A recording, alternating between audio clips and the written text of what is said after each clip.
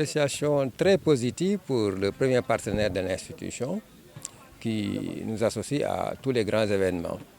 Et c'est ainsi qu'ils ont estimé utile d'externaliser une de leurs activités relative à la durabilité au niveau du lycée de Pout. Nous sommes bien heureux de les accueillir. Et tout à fait. Déjà, pour mémoire, l'année dernière, c'est nous qui nous étions rendus sur le site de l'usine pour participer à l'activité de reboisement. Et ici même, Dangote aussi nous avait fait bénéficier d'un reboisement auquel nos élèves avaient participé. Et ils ont relevé le défi de la sauvegarde et de l'entretien.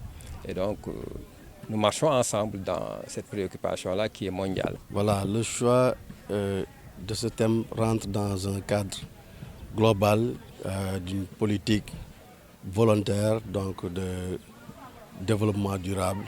Et parlant de développement durable, c'est une pensée donc tout à fait cohérente aux générations futures. Donc c'est pourquoi le thème de cette année, donc les populations, la communauté et les performances économiques, à tout son sens. Donc il s'agit plus d'un devoir plus que d'un droit. Je dis cette visite-là, que vous faites toute cette démarche-là, il s'agit plus d'un devoir. Voilà, donc cette démarche est d'abord par éthique un devoir, mais aussi une volonté. Vous savez, en parlant de durabilité, il y a un certain nombre d'objectifs qui ont été définis dans un cadre global, international, qui sont au nombre de 17. Et nous en avons choisi 7.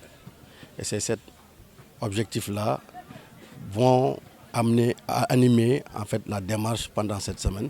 L'ensemble des activités vont tourner autour de ces 7 objectifs de développement durable qui ont été retenus par Dangote. Le choix du... Pourquoi 7? Parce que nous en avons choisi 7 qui sont plus pertinents par rapport à l'activité que nous menons. Par exemple, si vous prenez le premier pilier que nous avons choisi, l'éradication complète de la pauvreté, qui est un package pour éradiquer la pauvreté. Il faut un certain nombre d'actions sur les communautés. Il y a donc l'éducation de qualité, la bonne santé, tout à fait pertinent, l'équilibre genre, qu'on appelle égalité des sexes. Il y a également la lutte contre les changements climatiques. Il y a l'eau, l'assainissement et l'hygiène, qui est aussi important. Et il y a également la vie souterraine, la vie en fait sous l'eau.